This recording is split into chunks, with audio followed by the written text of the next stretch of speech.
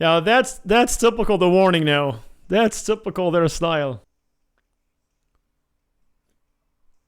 And that's something that you don't find nowadays almost at all. What's up, everyone? Welcome back to my channel, Powerful Reactions. And today, I'm really excited right now because, of course, Metallica just released their record called, well, it's not their record, that's the whole thing. It's the Blacklist album, the Blacklist record. Now, a lot of you guys will probably be surprised and ask yourself, Metallica released a new record? And yes, no. Metallica just re-released their, of course, legendary Black record, Black album, released 1991.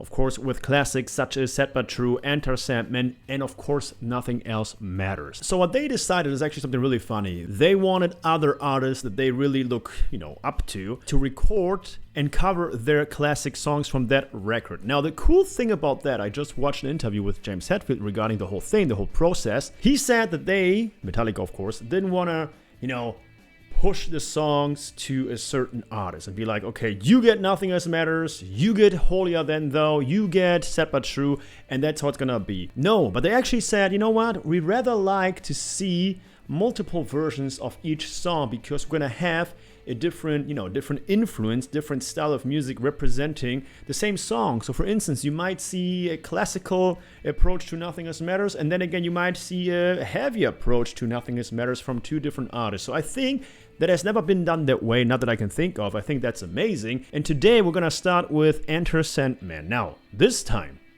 it's The Warning, the three sisters from Mexico, Monterrey, Mexico. Amazing, amazing, amazing rock and roll artists, amazing sisters, man. They have power, they have talent for sure.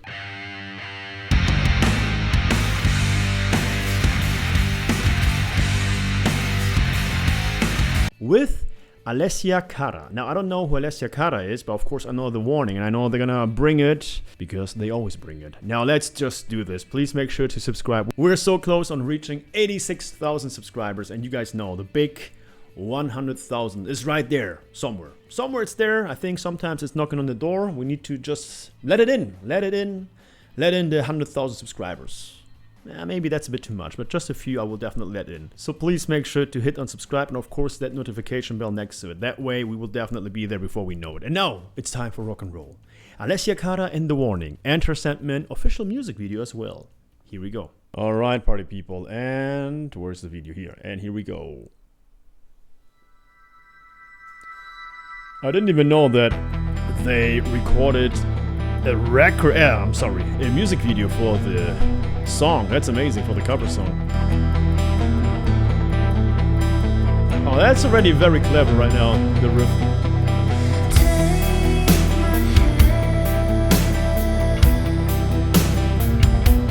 Okay, that's what I call a different and very interesting approach. Okay.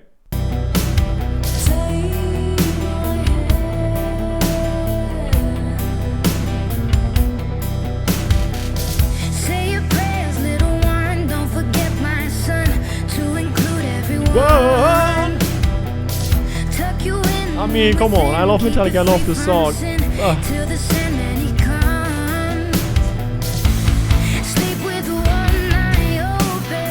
Yes!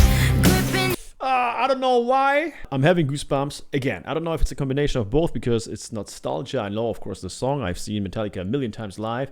Or because I know what's about to happen. Or, a third or, because it sounds so good. I think it's a combination of all three. Man, this is cool. I'm actually excited to see. Let's do this.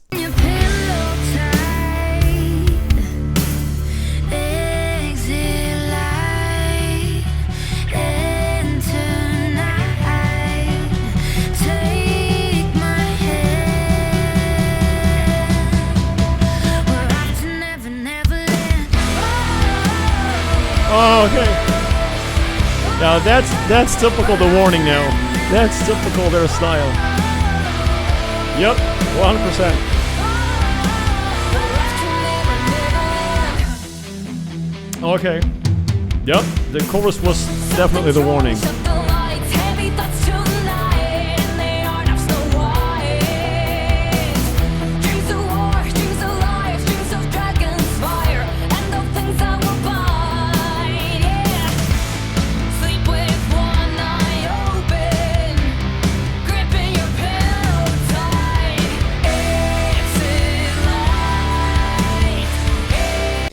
is almost like a different song at this point. By the way, I wanted to address something. I was watching because, again, it's all over the place. Metallica is on Howard Stern, on Jimmy Kimmel. They're everywhere right now. And there are also plenty of interviews with Jason Newsted, of course. Now, he was saying something yesterday regarding the whole period of Metallica, early 90s, going on crazy tours, playing the Moscow show. Now, one thing right now that I just thought of when I see the Warning, the way they look, why they play their instruments, their passion, their, everything, their energy, just reminds me of Jason Newsted and definitely early Metallica. And that's something that you don't find nowadays almost at all. You don't find bands that are so hungry. I love that about the Warning. I had to address that.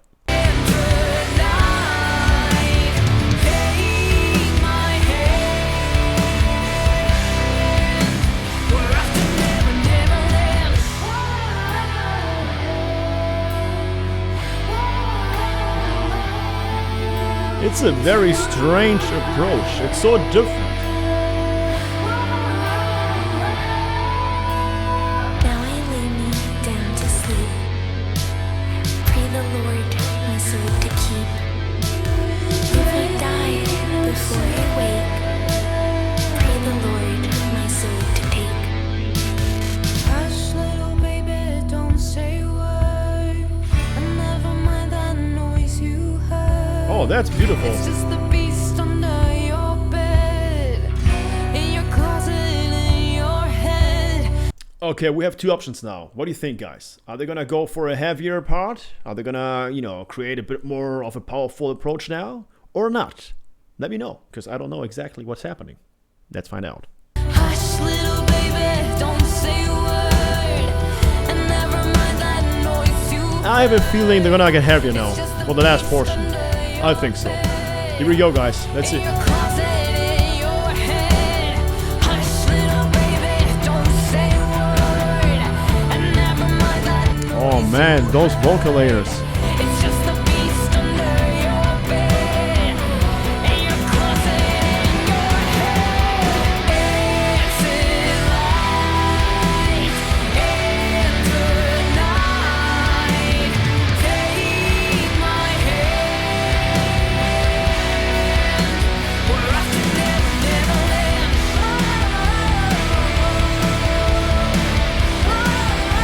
We're off to Neverland. Her face is always so good, man. When she plays the bass. No, the guitar, right? Yep. Oh, here we go! Now bringing it back. Here's the homage. I couldn't even pause the video right now. Where am I? Here we go. Oh my god. Man, that was now what I was waiting for. Just like, I'm gonna, explain why after the video, but just like a tiny portion that really brings it back. Cool.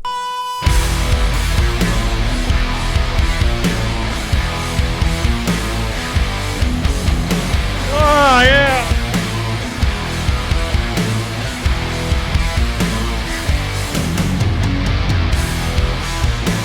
Woohoo! Again, goosebumps!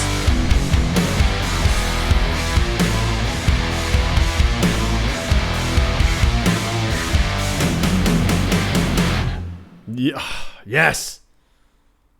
Yes. Alright guys, man, that was Alessia Cara and The Warning, Enter Sandman, of course the official music video for their cover, or their version of Enter Sandman by Metallica for the Metallica Blacklist record. Here's the thing, if you cover a song, in my opinion, and we talked about this a few times before, you have two options. You either create it, or you actually change it up to a certain degree that it's almost like your own song. Or you cover it almost to the original, you really stay true to the original structure, to the original melody, to everything, but you do it better. You have two options. Of course, number one is way easier because that way you don't have to compete with the original, and I think it's actually more of a respect thing, right?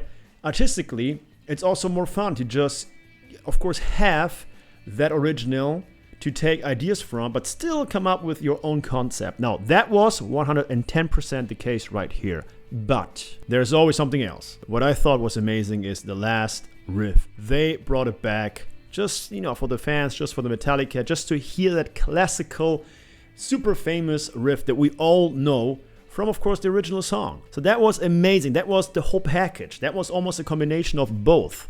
I liked it a lot. I think they succeed. I think that was perfect, not just musically, but the attitude.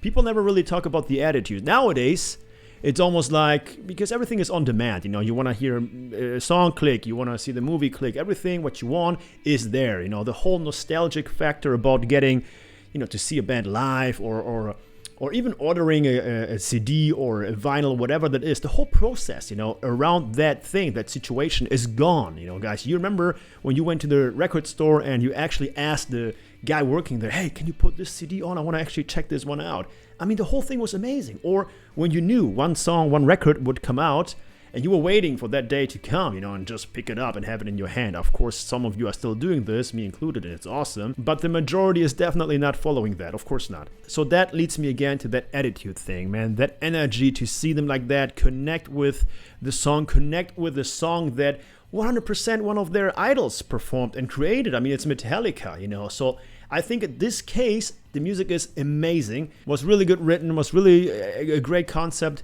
very smart, you know, transformed, and of course the nostalgic riff towards the end. But the best thing was that they meant it. You saw it in their eyes. That meant the world to them. I think that's something that as of lately somehow gets lost. It's not about the energy anymore.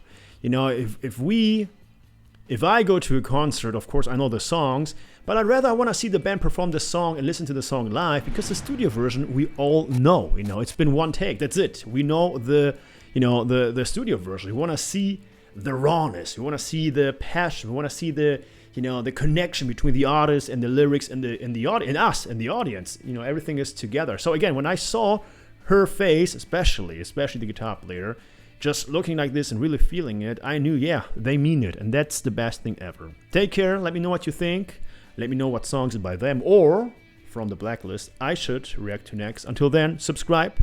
Make sure to reach out to us on Patreon and join our Discord community for after-show parties. All those links underneath this video. Until then, rock on, stay safe, bye-bye.